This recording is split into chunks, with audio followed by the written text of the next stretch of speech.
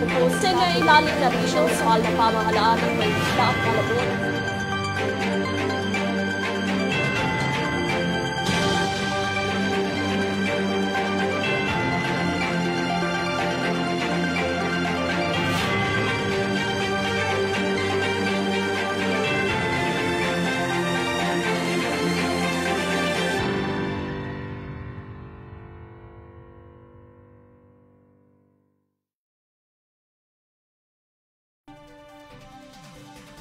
Magandang araw, narito na ang mga napapanahong balita mula sa iba't ibang lokal na pamahalaan sa bansa na mabilis na tinutukan ng EURTV News. Ako si Catherine Landicho sa detalye ng mga balita.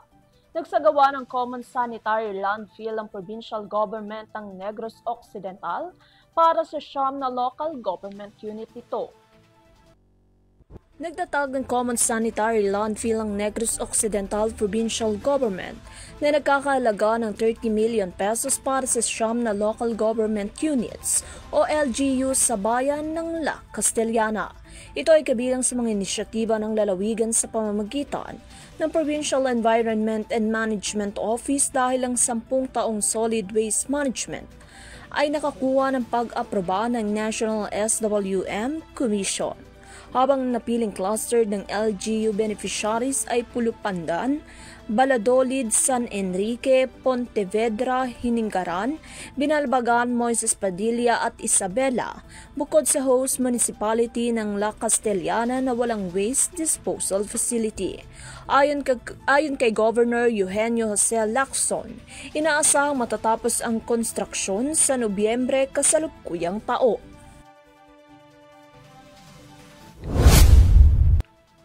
Pack meals ang handog ng lokal na pamahalaan ng Lipa, Batangas para sa mga kabataan. Libo-libong pack meals ang inihanda ngayong araw, August 22, ng pamahalaang lungsod ng Lipa, Batangas para sa malawakang feeding program para sa mga bata. Inihahanda mga gulay at bigas para sa 38,000 bata mula sa daycare, kindergarten hanggang grade 3, kaakibat din ito ang pamimigay ng supplements, health examination, vaccinations at deworming. Ayon kay Lipa City Mayor Erica Aplica, ang inisyatiba ng lungsod ay naglalayong maiwasan ng malnutrisyon sa mga bata at masuportahan ang lokal na pamahalaan ng mga magsasaka ng gulay sa bahaging ito ng lalawigan ng Batangas. Makikita rin na nakalagay sa mga lunchbox sa mga pagkain inihandog ng lokal na pamahalaan para sa mga bata. Samantala, skate park sa Valenzuela City malapit ng buksan sa publiko. Malapit na sa finishing touch ang Valenzuela Skate Park at Pau Park kung saan ito ay may iba't ibang skate park facilities tulad na lamang ng quarter pipe ramps, stair sets, skate bowl at boxes. Kung saan ang Pau Park naman ay may malawak na pasyalan para sa mga fur babies kagaya ng activity area at picnic area. Layunin naman ng lungsod na maging livable city para sa bawat residente nito. Sa ngayon, nasa 3,969 square meters skate park na 70% ang complete na. Samantalang ang 533.30 square meter Pau Park ay nasa 85%.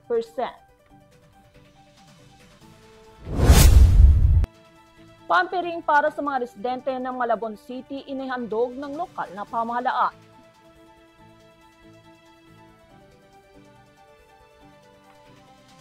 Masayang inavail ng 280 na residente ng Barangay Barita ng libreng haircut, massage at manicure na inihandog ng lokal na pamahalaan ng Malabon, pati na rin ang 150 hygiene kits. Ang serbisyong ito ay bahagi ng Community Extension Service ng City of Malabon Polytechnic Institute. Bilang karagdagang bahagi ng programa, nagkaroon din ng mahalagang talakayan tungkol sa mga sakit tulad na lamang ng monkeypox at leptospirosis na layunin na talakayan ng magbigay ng kaalaman at babala upang mapaghandaan ng posibleng sakit. Ang programang ito ay pinangunahan ni Mayor Jenny Sandoval, katuwang ang CMPI upang magbigay ng libreng serbisyo at suporta sa kanilang kababayan. Forum para sa bawat Laguna nagsagawa ng Forum para sa mga business sa Laguna nagsagawa ng forum upang mapaunlad ang mga ito. 100 negosyo at kumpanya sa lalawigan ng Laguna ang lumahok sa Second Laguna Business Stakeholder Forum sa Provincial Capital Extension, Calamba City, kung saan tinalakay ang business-friendly na mga patakaran ng lalawigan at ang economic outlook ng bansa. Inorganisa ng pamahalang panlalawigan ng Laguna sa pamamagitan ng Laguna Economic Development and Investment Promotions Office at sa pakikipagtulungan ng Department of Trade and Industry, Laguna Chamber of Commerce and Industry at Laguna Tourism Council. Ang forum na nagsilbing networking ng Laguna na nakabatay sa mga negosyo at korporasyon. Kinikilala rin o kilalanin din ang kanilang kontribusyon sa lokal na ekonomiya at kahusayan sa tatak ng Filipino at ipakita ang latest business trends at directives. Nanawagan naman si Governor Ramil Hernandez sa mga kalahok sa pribadong sektor na maging katuwang ng Laguna para sa pag-unlad. Dahil ang kanilang pakikipaglahok at pakikipagtulungan sa pamahalaang panglalawigan ay nagsisilbi umanong mahalagang link vibrant at progressive private sector tungo sa proactive at dynamic public governance. At yan ang may init na balitang hatid sa inyo ng Local Governance Update. Maagap na sumubaybay sa kaganapan ng bawat lokalidad.